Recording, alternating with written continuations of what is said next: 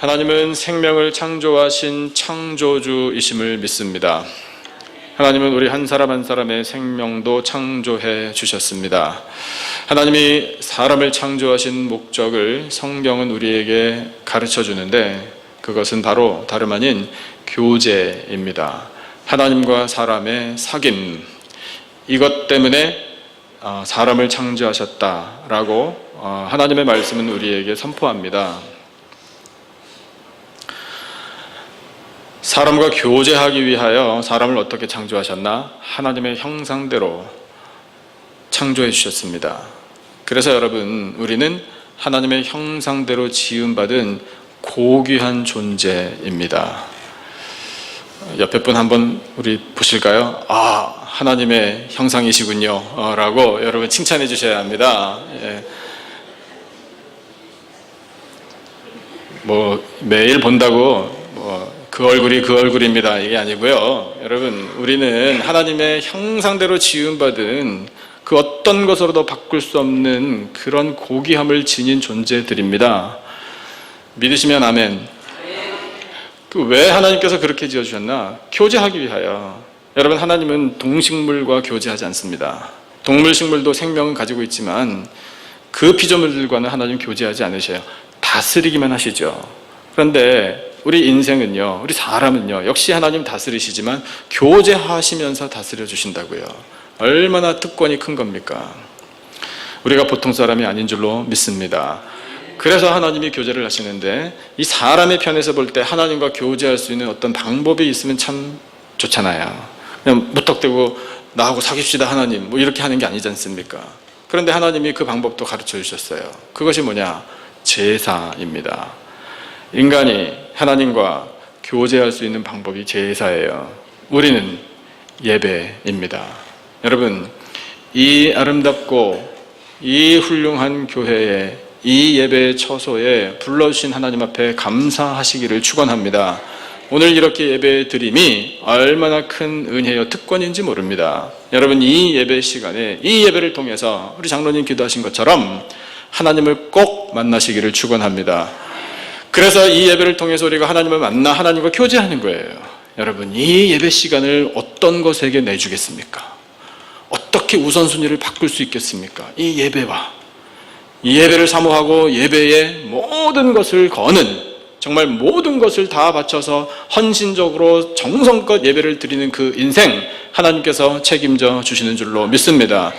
그렇게 제사를 하나님께서 세워주셔서 방법도 알려주시고 법까지 세워주시고, 가인과 아벨의 제사로부터 시작된 그 제사가 노아, 아브라함, 이삭, 야곱, 모세 등등 모든 믿음의 사람들, 그들을 제사하게 하셔서 그 제사를 통해 하나님과 교제했음을 우리에게 말씀해 주고 계십니다. 그래서 이스라엘 백성들은 선택받은 백성들 아닙니까? 선택받은 이스라엘 백성들이라는 것이 하나의 상징입니다. 이 시대에 선택받은 영적인 이스라엘 백성들이 누굽니까? 바로 우리들인 줄로 믿습니다. 그래서 그 상징적인 의미를 담아 하나님의 선택을 받은 백성들은 역사, 흘러오는 계속되는 그 역사 가운데 무엇이 있었나? 예배, 제사, 이것이 있었습니다. 그래서 성경 말씀은요, 이 제사를 중심으로 구성된 하나님의 말씀이라고 해도 과언이 아닙니다. 백성들이 하나님 앞에 제사를 똑바로 드릴 때 그들은 형통했습니다. 그러나 백성들이 제사를 하나님께 드리지 못할 때 그들은 형통하지 못했습니다. 고통을 당했습니다. 환난이 닥쳤습니다. 그것이 성경을 통해 우리에게 보여주는 제사, 예배의 중요성입니다. 이 제사를, 역사를 통해서 하나님이 쭉 보여주시다가 어떤 분을 통해서 완성하셨습니다. 이 제사를 완성하신 분은 누구실까요? 바로 예수 그리스도이십니다. 제사를 완성하셔서 그 완성된 제사를 우리에게 보여주시고 우리로 하여금 온전한 제사, 온전한 예배를 드릴 수 있게 해주신 분이 바로 예수님이다, 이 말입니다.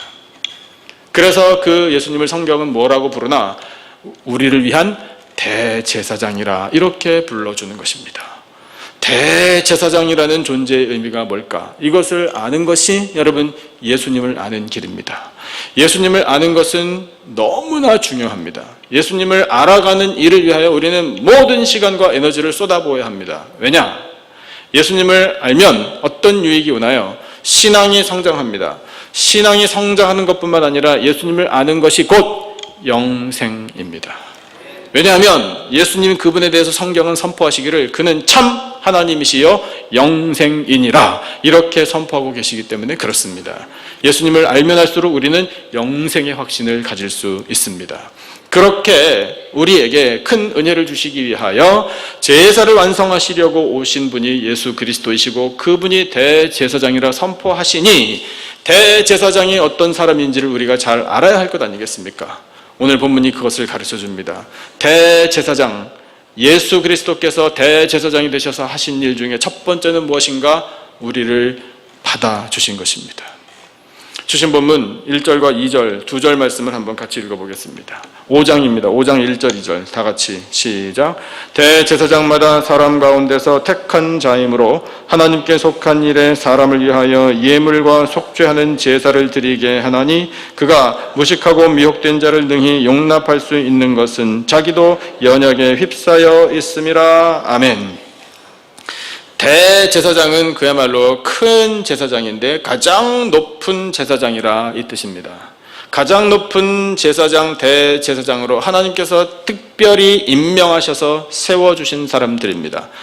그래서 4절에 아론의 이름이 등장하고 그 다음 후반부에 보면 6절에서부터 또 10절까지 있는 내용에 멜기세덱이라는 사람의 이름을 하나님께서 우리에게 거명하십니다.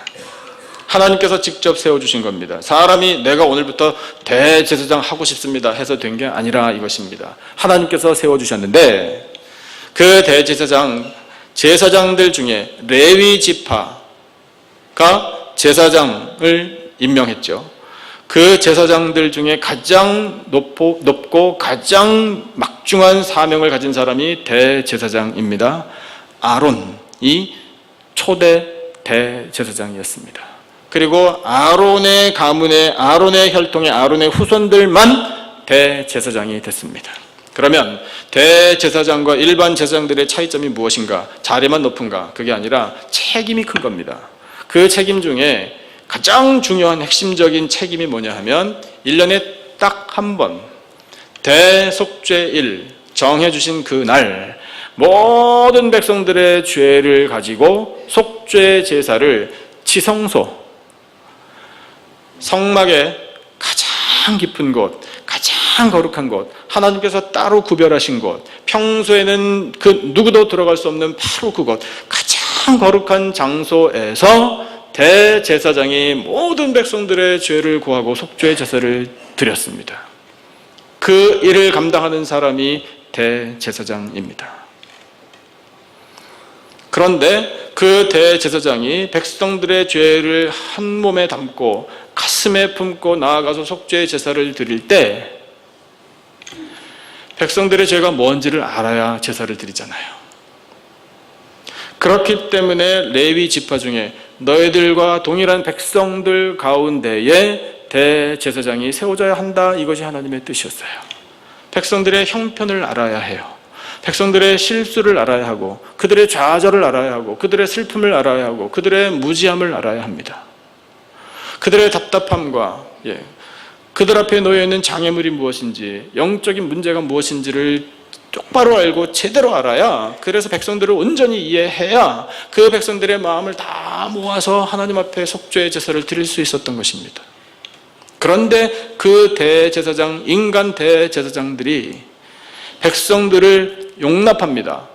근데 백성들의 형편이 어땠나? 2절 말씀을 보니까요, 무식했대요. 무식하고 미혹된 자들이라. 그런 사람들을 용납한 사람이 대제사장이라 이렇게 말씀하고 계셔요. 뭐 어떤 면에 무식하다는 겁니까? 공부를 못했습니까? 공부를 못했겠죠. 그러니까 세상 지식이 짧아서 무식했다? 이거 아니잖아요. 그럼 그들이 왜 무식했나? 이거 영적인 이야기입니다. 죄가 뭔지를 몰랐어요. 죄가 뭔지를 모르고 죄를 버젓이 자행해요. 그러니까 대제사장은 알려줘야 돼요.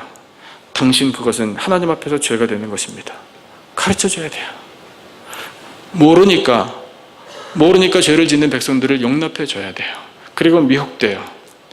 판단 기준이 흐릿하니까 세상의 소리를 듣고 세상의 눈에 보이는 것들을 보면서 그게 진리인가 보다. 그게 좋은 것 같다. 그것을 따라가야 되겠다. 그것을 내 것으로 삼아야 되겠다. 세상 것을 바라보면서 하나님의 말씀은 알지도 못한 채.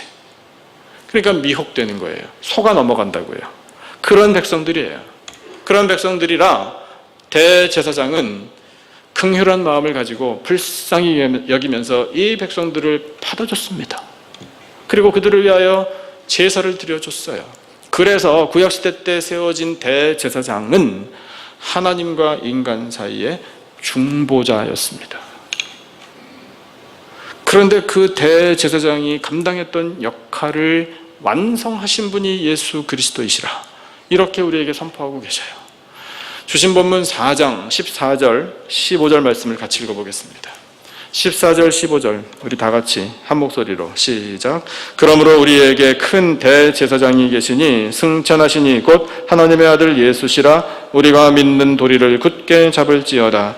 우리에게 있는 대제사장은 우리의 연약함을 동정하지 못하실 리가 아니요 모든 일에 우리와 똑같이 시험을 받으신 이로되 죄는 없으시니라. 아멘.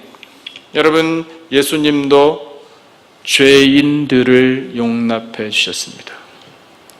예수님이 세상에 오셔서 세상 사람들을 바라보실 때 다 무식했어요. 그들도 죄가 뭔지 몰랐습니다. 의가 뭔지 몰랐고 불의가 뭔지 몰랐습니다. 다 미혹된 자들이었어요. 진리가 어디 있는지 모릅니다. 생명의 길이 어디 있는지 모릅니다. 인생이 어느 방향으로 가야 할지를 몰랐던 사람들입니다. 그런데 세상의 소리에 이 귀가 얇아 마음을 뺏깁니다.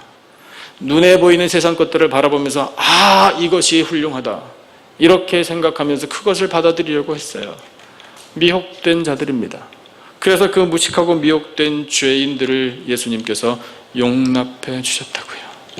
용납해 주시는데 그냥 나는 능력이 충만하니까 능력이 충만한 내가 너희들을 받아주지, 이렇게 받아주신 것이 아니라 그 연약한 자들과 똑같은 입장이 되어서 받아주셨습니다. 그래서 그분 자신이 이 연약함 가운데 처하셨습니다. 여러분, 예수님 연약함 가운데 처하셨다는 것을 우리가 잘 이해합니다. 예수님 완전한 육신을 입고 세상에 오셔서 예수님도 때로는 피곤하시고 때로는 졸려서 주무시기도 하시고 때로는 목이 마르다고 물을 좀 달라고 요청하시기도 하시고 예수님 마귀에게 시험까지 받으시고 또 가장 중요한 것은 무엇인가? 그 연약함 가운데 처하셔서 십자가 죽음을 앞에 놓고 고통을 당하셨다라는 사실, 이것이 우리에게 있는 큰 대제사장이신 예수 그리스도께서 우리를 받아주신 일입니다. 그 예수님 우리의 형편을 너무나 잘 아십니다. 우리의 죄악을 아십니다. 우리의 눈물을 아시고요, 우리의 질병을 아셔요. 우리의 답답함을 아십니다. 우리의 무능력, 우리의 무기력, 우리의 상처, 예수님 너무나 잘 아십니다. 우리의 연약함을 동정하실 수 있습니다. 왜? 연약함에 처하셨기 때문에. 그렇게 우리를 이해해 주십니다. 그렇게 우리를 받아주셔요. 그분이 바로 우리를 위한 대제사장 예수 그리스도 그분이십니다. 여러분, 우리를 받아주시는 우리의 대제사장 예수 그리스도, 그분을 믿고 승리하시기를 축원합니다. 그분으로부터 하늘의 위로를 얻게 되시기를 또한 축원합니다. 대제사장 되신 예수님께서 우리에게 주신 은혜 두 번째는 뭐냐면 예수님 당신 자신이 희생 제물이 되어 주셨다는 사실입니다. 주신 본문 7절, 5장 7절 말씀을 우리 같이 한번 읽겠습니다. 5장 7절 다 같이 한 목소리로 시작. 그는 육체에 계실 때에 자기를 죽음에서 능히 구원하실 이에게 심한 통곡과 눈물로 간구와 소원을 올렸고 그의 경건하심으로 말미암아 들으심을 얻었느니라. 아멘. 우리 찬양대가 오늘 찬양한 내용과 같습니다. 여러분, 예수님은 구약시대 때로부터 전통적으로 내려왔던 대제사장들과 완전히 다른 모습으로 이 제사를 완성하셨는데, 가장 극명하게 차이가 나는 게 뭐냐 하면, 구약시대의 전통적인 인간 대제사장들은 동물을 희생시켜서 제사를 드렸습니다. 백성들의 많은 죄를 속죄의 제사로 드리기 전에 자신도 죄인이기 때문에 자신을 위한 제사도 드렸습니다. 그러나 역시 동물을 희생시켜서 동물에 안수하여 모든 죄를 전가하고 그 동물을 번제로 드리거나 정해진 예법에 따라서 제사를 드렸습니다. 그러나 예수님은, 우리를 위한 대제사장 예수 그리스도, 그분은 대제사장으로서 중보자가 되어주셔서 제사를 드리셨는데, 당신 자신이 희생제물이 되어 주셨습니다. 당신 자신의 몸을 바치셨습니다. 당신 자신을 제단 위에 드렸습니다. 동물의 피가 아닌 당신 자신의 보혈로 제사를 드리셨습니다. 인간 대제사장은 제사장의 이 임무를 감당하느라고 헌신하고 시간과 노력은 바쳤지만, 자기 자신을 희생한 대제사장은 단 한 명도 없습니다. 그러나 예수님은 당신 자신을 희생제물로 내어주셨습니다. 그렇게 내어주시는 과정이 너무나 고통스러웠습니다. 말로 표현이 안 되는 일입니다. 우리는 그것을 기억해야 합니다. 여러분, 예수님이 여유 있게 십자가를 지신 게 결코 아닙니다. 여러분, 예수님도 죽겠다라고 그 심정을 토로하셨습니다. 심한 통곡과 눈물로 간구와 소원을 올렸습니다. 소원이 뭐였나요? 하나님 아버지, 이 잔이 내게서 지나가게 해주십시오. 이 십자가 죽음 저 원치 않습니다. 저 고통스럽습니다. 저 죽겠습니다.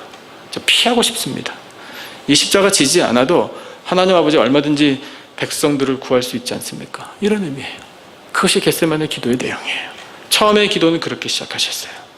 그런데 그렇게 기도를 3번 연거푸하시면서 이제 예수님께서 기도의 결론을 내시기를, 그러나 나의 원대로 마시고 아버지의 원대로, 아버지의 뜻대로 하옵소서, 이렇게 기도를 드리셨는데, 그 경건함으로 들으심, 즉 응답을 받았다라고 말씀은 선포합니다.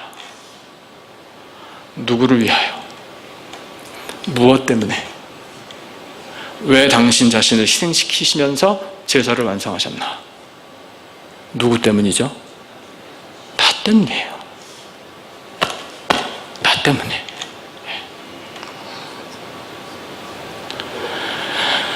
여러분, 우리 자신을 희생시키신 우리를 위한 대제사장 예수 그리스도의 희생 앞에서 우리의 실체를 한번 들여다보면, 여러분, 우리는 자격 없습니다. 예수님께서 그 생명을 희생하시면서까지 우리를 살릴 만한 그런 자격을 갖춘 사람들이 우리는 아닙니다. 그런데 왜 살려주셨나? 왜? 이유는 하나, 사랑하시니까. 우리를 자녀 삼으시기 위하여. 그토록 사랑하시는 거예요. 여러분, 그 하나님의 사랑이 우리 뼈에 사무치기를 축원합니다. 그 사랑을 받아서 오늘 우리가 예수님의 희생 덕분에 생명을 누리잖아요. 형벌을 면했지 않습니까? 여러분, 이렇게 무식하고 이렇게 미혹된 자가 세상에 또 있겠습니까? 이렇게 쓸데없는 자를 예수님은 당신 자신의 생명을 희생하시면서 그 거룩한 피를 쏟아 부으시면서 살려주시다니. 그런데 그것이 하나님 아버지의 마음이라고요. 그것이 우리를 위한 대제사장 예수 그리스도의 심정이라고요. 여러분, 우리를 위한 대제사장 예수 그리스도의 희생을 영원토록 기억하시기를 축원합니다. 한순간도 잊어서는 안 됩니다. 마지막으로 우리를 위한 대제사장 예수 그리스도, 그분이 우리에게 주신 은혜는 다름 아닌 구원의 은혜입니다. 주신 본문 8절과 9절 우리 같이 한 목소리로 읽겠습니다. 8절과 9절 두 절 다 같이 시작. 그가 아들이시면서도 받으신 고난으로 순종함을 배워서 온전하게 되셨은즉 자기에게 순종하는 모든 자에게 영원한 구원의 근원이 되시고 아멘.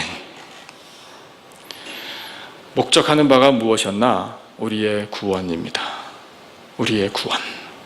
여러분 구원을 확신하십니까?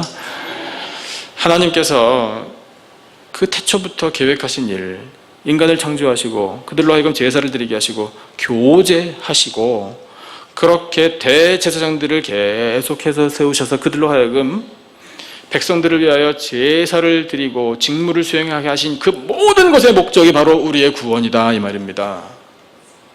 예수님께서 그 대제사장들, 인간 대제사장들이 했던 모든 일과 그들의 존재의 의미가 바로 우리를 위한 대제사장 예수 그리스도를 미리 보여준 사람들이라. 그들이 그림자라, 그들이 예표라. 성경은 그렇게 말씀하시는 이유가 무엇인가? 우리의 구원을 위한 것이다 이 말입니다.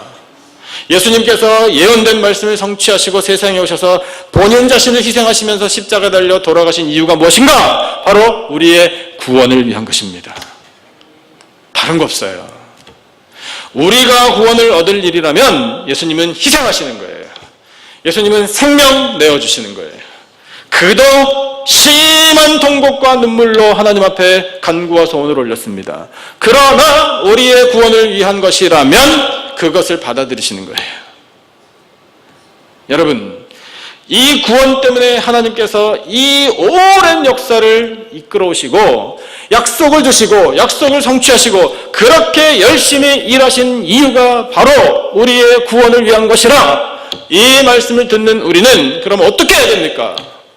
우리 자격 없잖아요. 그런데도 불구하고 하나님의 사랑으로 구원받았지 않습니까? 우리 가만히 있으면 안 돼요. 그 구원을 확신하고 그 구원 때문에 주님을 찬양하고 여러분 이제 한 걸음 더 나아가서 우리 자신의 삶도 하나님을 위하여 바쳐야 합니다. 구원받은 인생들을 하나님은 원하시는 거예요. 구원받은 인생들이 하나님 나라에 들어올 때까지 하나님께서 이 땅에서 살면서 하나님의 일을 감당하기를 하나님은 기대하고 계시는 겁니다. 그러면 무슨 일을 기대하시나? 우리가 이것을 알아야 되지 않습니까? 그 기대하시는 바를 우리 말씀에서 명확하게 새기기를 바랍니다. 성경을 한번 찾아주시죠. 베드로전서 2장 9절 우리 다 같이 한 목소리로 받들어 읽겠습니다. 시작. 그러나 너희는 택하신 족속이요 왕같은 제사장들이요 거룩한 나라요 그의 소유가 된 백성이니 이는 너희를 어두운 데서 불러내어 그의 기이한 빛에 들어가게 하신 이의 아름다운 덕을 선포하게 하려 하심이라. 아멘. 여러분 우리는 이제 제사를 완성하신 대제사장 예수 그리스도의 뒤를 이어 이 시대를 살아가는 제사장들인 줄로 믿습니다. 하나님께서 세워주셨습니다. 그런데 무엇과 같은 제사장이라? 왕 같은 제사장이라 이렇게 큰 권위까지 부여해 주셨습니다. 왕 같은 제사장이기 때문에 거칠 것이 없다는 거예요. 마음껏 제사하라. 이 뜻입니다. 그래서 우리가 제사를 하며 해야 할 일이 무엇인가? 이제 우리도 예수님처럼 우리 자신을 희생제물로 드리는 겁니다. 우리의 인생을 하나님 앞에 바치는 거예요. 여러분, 우리 오직 하나님의 영광을 위하여 사십시다. 하나님의 영광을 위하여 가정을 꾸리시기를 축원합니다. 하나님의 영광을 위하여 일하시기를 또한 축원합니다. 하나님의 영광을 위하여 자녀들을 키우시고 우리 자녀들이 하나님의 영광을 위하여 공부할 수 있도록 그들의 앞길을 복되게 하는 기도 하나님 앞에 드려야 합니다. 교회를 통해서 우리 하나님의 영광을 나타내야 합니다. 우리 세상 나가서 사람들과 관계를 맺는 것도 오직 하나님의 영광을 위해서 하는 것입니다. 너희가 먹든지 마시든지 무엇을 하든지 다 하나님의 영광을 위하여 하라 말씀해 주셨습니다. 하나님의 영광을 위해서 살아드리는 인생이에요. 하나님 이 삶을 쓰십시오. 허물 많고 연약하지만 이 인생을 하나님 앞에 전적으로 바칩니다. 결단하는 거예요. 그리고 선포하는 거예요. 우리를 어두운 죄악의 그림자에서부터, 그 절망과 그 사망의 그림자로부터 우리를 건져내셔서, 불러내셔서 귀한 빛, 생명의 빛으로 들어가게 하신 그분의 아름다운 덕, 이 은혜를 선포하라! 이것이 하나님께서 우리에게 갖고 계신 기대입니다. 선포하시기를 축원합니다. 우리 무식하고 미혹되고 부족하고 연약하고 흠 많은데도 불구하고 받아주셨습니다. 감사하시기를 축원합니다. 우리를 위하여 예수님 당신 자신을 희생하셨습니다. 모든 물과 피를 쏟아부으셔서 생명을 희생해 주셨습니다. 우리 살리려고, 우리의 구원을 위하여 하나님 계획하셨고 계획을 성취해 주셨습니다. 이제 선포하기를 기대하신다 말씀하십니다. 여러분, 허락하신 이 말씀을 우리 가슴에 새겨서 우리를 위한 대제사장 예수 그리스도, 그분의 희생이 헛되지 않도록 세상에 나가 하나님 원하시는 일들을 잘 행함으로 이 땅에 하나님의 영광 나타내고 하나님의 나라 세워가는 우리 모두가 되기를 주님의 이름으로 축원합니다. 기도하겠습니다.